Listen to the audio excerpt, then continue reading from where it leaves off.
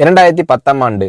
அப்போது திமுக ஆளுங்கட்சி, அம்மா அவர்கள் எதிர்க்கட்சி. ஒரு பெரிய மிரட்டல் விடுத்து அம்மா அவர்களுக்கு எதிராக மதுரை மாவட்டத்தில் பல இடங்களில் போஸ்டர் ஒட்டியிருந்தார்கள். அந்த போஸ்டரில் அம்மா அவர்கள் மதுரைக்கு வந்தால் திரும்பி செல்ல மாட்டார், மதுரைக்கு அம்மா அவர்கள் வரக்கூடாது என்று மதுரை மாவட்டத்தில் பல இடங்களில் அந்த போஸ்டரை ஒட்டி பெரிய மிரட்டல் எல்லாம் கொடுத்தார்கள். அதேபோல் ஜெயா டிவிக்கும் மிரட்டல் தொலைபேசிகள், மிரட்டல் கடிதங்கள் வந்து கொண்டிருந்தது. ஜெயா டிவியின் செய்தி பிரிவினர் இந்த மிரட்டல்களை பற்றியெல்லாம் தியாகத்தலைவி சின்னம்மா அவர்களிடம் சொல்லி அம்மா அவர்களின் கவனத்திற்கு கொண்டு சென்றார்கள்.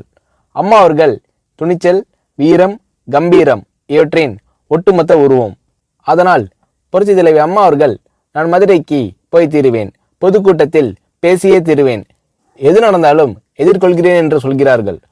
ஒரு கட்டத்தில் ஜெயா டிவிக்கு மிரட்டல் எப்படி வருகிறது என்றால், ஜெயா டிவியின் அலுவலகத்தை வெடிகுண்டு வைத்து தகர்ப்போம், அம்மா அவர்கள் மதுரைக்கு வந்தால் ஜெயா டிவியை ஒழிப்போம், இப்படியெல்லாம் நிறைய மிரட்டல்கள் தொலைபேசியின் வாயிலாகவும் கடிதத்தின் வாயிலாகவும் வந்து கொண்டிருக்கிறது.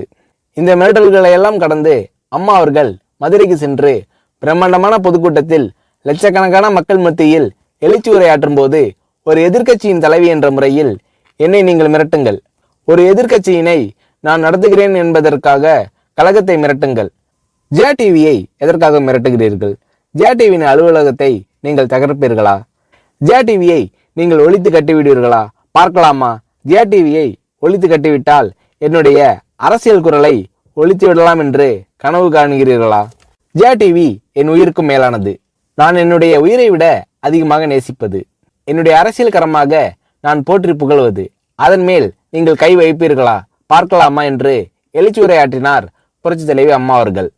இப்படியெல்லாம் அம்மா அவர்களின் அன்புக்கும் மரியாதைக்கும் பாத்திரமாக ஜெயா டிவி இருந்தது.